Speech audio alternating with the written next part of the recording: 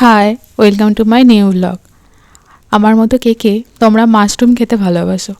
আর এই মাশরুম খেতে ভালোবাসার চক্করে পড়ে আজ আমি একটা মেলা থেকে গিয়ে মাশরুমের বীজ দেখতে পেয়ে সঙ্গে সঙ্গে তা কিনে বাড়ি নিয়ে চলে এসেছি। এবার তাকে তো বসাতে হবে, নাহলে তো সেটা নষ্ট হয়ে যাবে। তাই ভাবছি আজকেই বসিয়ে দেব।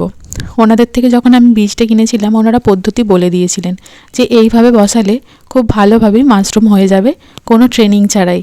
আমি জানি এটা নিয়ে অনেকে ব্যবসা করে, অনেকে ট্রেনিং নিয়ে এটা শেখে, কিন্তু আমি শুধুমাত্র আমার শখের বশেই আমি এটা কিনে এনেছি যে দেখবো বাড়িতে আমি বানাতে পারি কি না। সত্যি যদি হয় তো আমার থেকে খুশি আর কেউ হবে না, কারণ আমি প্রচণ্ড পরিমাণে মাশরুম প্রেমী। তো চলো প্রথমেই এটা কিভাবে করছি তোমরা দেখে নাও। খড়টা আমি সারা রাত ভিজিয়ে রেখেছিলাম, দিয়ে জলটা ঝরিয়ে নিয়েছি।